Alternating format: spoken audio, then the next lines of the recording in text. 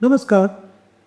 हम commonly cancer के patient से ये बात सुनने में देखते हैं कि डॉक्टर साहब कैंसर हो गया, अब कैंसर का दर्द को झेलना ही पड़ेगा ना, क्या कर सकते हैं। और एक्चुअली मैं कहूँ कि कुछ हद तक ओवरबर्डन होने की वजह से मेडिकल सिस्टम भी इसका जिम्मेदार है, क्योंकि अब कैंसर के ट्रीटमेंट करने वाले डॉक्टर्स कौन है? Surgical oncologist. उनका पूरा ध्यान और पूरी स्किल्स और पूरा पूरा उनकी नॉलेज इस बात में रहती है कि क्या हम पेशेंट को सर्जरी करके कैंसर से ठीक कर सकते हैं। दूसरी तरफ मेडिकल ऑन्कोलॉजिस्ट, उनको लगता है कि कैंसर को ठीक करने में बेस्ट दवा में क्या दूँ। और रेडिएशन वाले, उनको लगता है सिकाई से कैंसर को कैसे ठीक कर दूँ। और ट्रेडिशनली इन सबको पेन के बारे में पढ़ाया जाता है, लेकिन कहीं ना कहीं क्योंकि प्राइमरी एक्सपर्टीज उनका कुछ और है, पेन थोड़ा सा साइड में चला जाता है, उसके लिए बेस्ट ट्रीटमेंट नहीं किया जाता।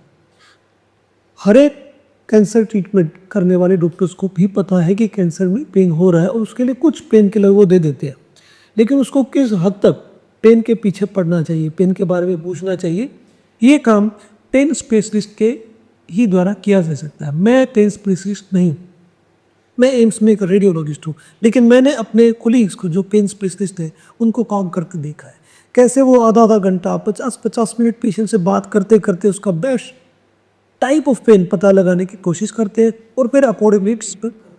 दोस्तों, पिछले 15-20 सालों साइंस ने बहुत प्रोग्रेस कर लिया। आपको पेन झेलना पड़ेगा, इस मिसकंसेप्शन में आप मत रहिए। ये कॉमन एटीट्यूड है, लेकिन आपको इसको अवॉइड करना चाहिए। आपको प्रोएक्टिवली पेन के डॉक्टर से डिस्कस करना चाहिए।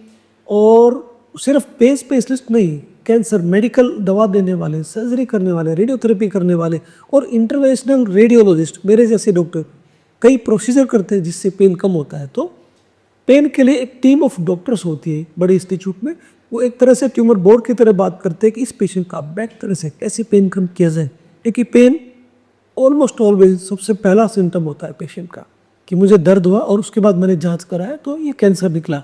आप पेन को छोटा मत समझिए, आप पेन को झेलने की कोशिश मत कीजिए, आप खुल के डिस्कस कीजिए। आप get educated, get communicative, and pain of all this patient can be if not entirely eliminated then at least can be improved. तो आपके पेन को काफ़ी हद तक कम किया जा सकता है। अगर हम जीरो ना भी कर पाए तो आप आइए, डिस्कस कीजिए और अपने ट्रीटमेंट, अपने पेन को कम कराइए। आशा करता हूँ ये छोटी सी वीडियो आपके काम की होगी। अगर और कोई क्वेश्चन हो तो आप कमेंट बॉक्स में लिखिए, मैं उसका आंसर करना चाहूँगा। धन्यवाद।